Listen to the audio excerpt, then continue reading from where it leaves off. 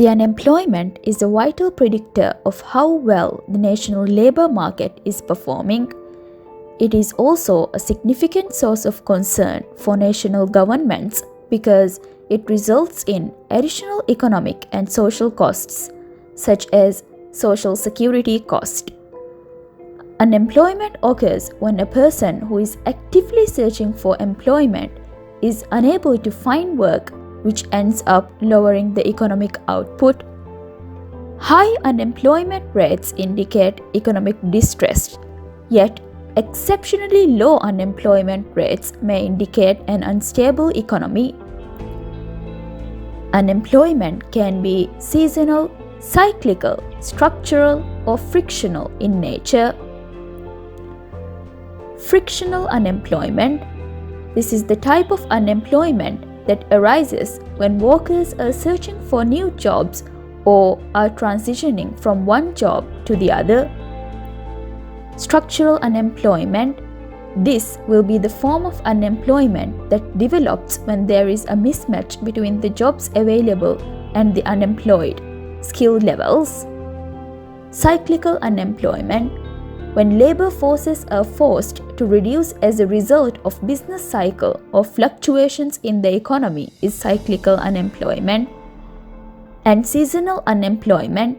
Lastly, seasonal unemployment is the result of people being unemployed at a particular time of the year due to the demand of labor being lower than usual. Each economy has its own ups and downs in economic rates based on what it has encountered. Unemployment is caused by a variety of factors originating on both the demand side or the employer and the supply side or the worker. High interest rates, a global recession, and a financial crisis might all lead to demand-side cutbacks. Frictional unemployment and structural employment are important supply factors. In this video, we will explore about unemployment in 3 different countries, which are Japan, China, and South Korea. When it comes to economic key factors, Japan is one of the leading countries. For instance, its unemployment rate is lower than that of the major industrial and rising countries. Following the devastation of World War II, Japan was able to recover economically and even gain a prominent position among the world's major economic powers. Japan's unemployment rate decreased to 2.4% in 2018, the lowest level in over 24 years. Even during a recession, Japan's unemployment rate is very low in comparison to other countries. This mainly due to the work ethics and competition among their co-workers. Moreover, the people's attitude towards work and also the job creation.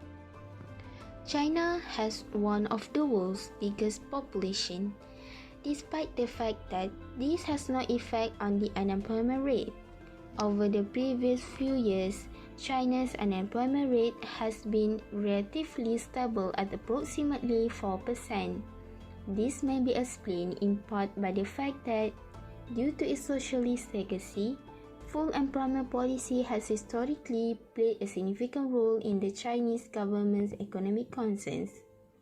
In 2019, the unemployment rate in China's urban area was at 3.6%.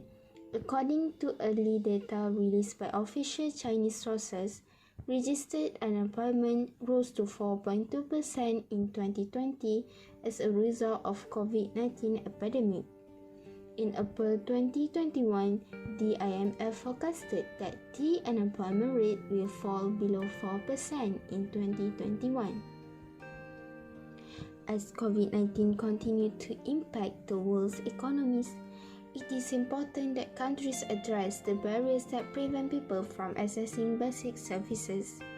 Developing nations such as China must continue to create programs and policy that help the poor and people who lost their job. South Korea's unemployment rate has risen to its highest level in more than 2 decades, sparking concerns that an employment-driven recovery may be hiding a more severe economic scaring. The unemployment rate increased to 5.4% in January 2021, up from 4.5% the previous month, reaching its highest level since the Asian financial crisis. The impact of COVID-19 has also affected the employment rate. In 2020, the employment rate rose from 5.4% to 6.5%. It was the highest unemployment recorded since the Great Recession. The crisis may also cause new social conflicts, weakening social cohesion and economic progress. In order to overcome unemployment, the government takes the following action. First, the government set up special funds to support the unemployed. Second, they can provide subsidy.